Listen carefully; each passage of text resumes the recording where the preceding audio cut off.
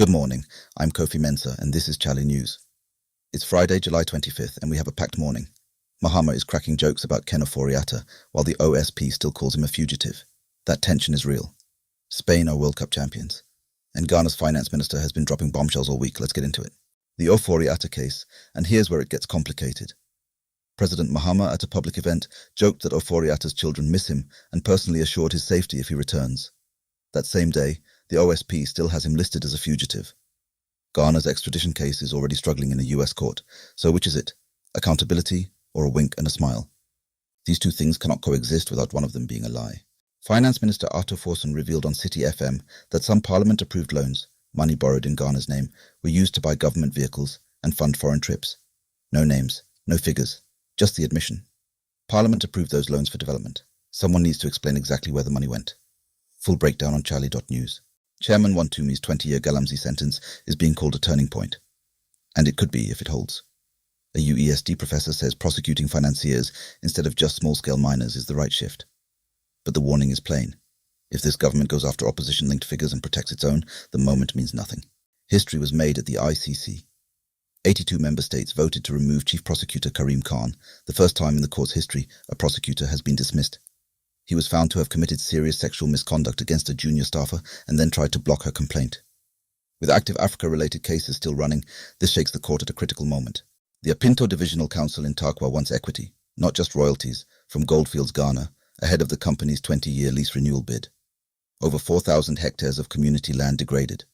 Their ask, actual shares in the mine. If they win this, it rewrites the relationship between mining companies and communities across Ghana. Also from Forson's busy week, he's floated listing state-owned banks, including possibly NIB, on the Ghana Stock Exchange. The public could buy in while the state keeps control.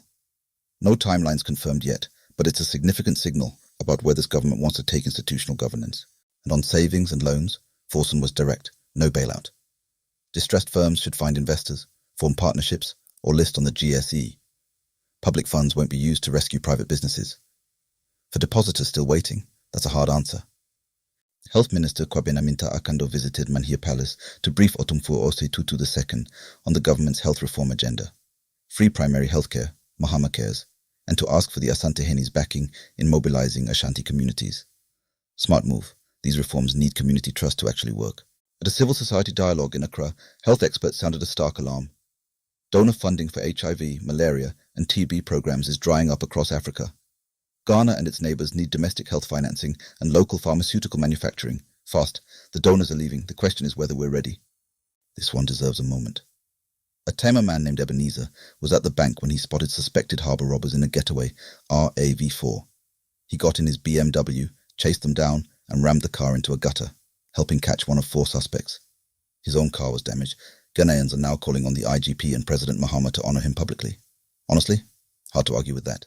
The Ghanaian court has ordered the extradition of Daniel Yusuf, alleged accomplice of romance fraud suspect Abu Trika, to the United States over an $8 million scheme. He has 15 days to challenge the order. Spain are 2026 World Cup champions, Ferran Torres in extra time, 2-1 over Argentina at MetLife Stadium. But the celebration? The fireworks blazed in Argentina's white, not Spain's red. FIFA has said nothing. Someone somewhere has a lot of explaining to do. Otto Addo has finally spoken, 4 months after his Black Stars sacking. His revelation, the GFA never told him why, and he never asked. He had a 36.4% win rate, was replaced by Carlos Queiroz just 72 days before the World Cup, and still has no explanation.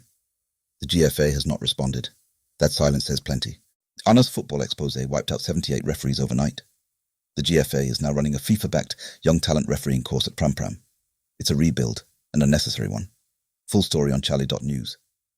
Radio presenter Ama Parone has publicly apologized after a private video involving suspended DJ KA went viral.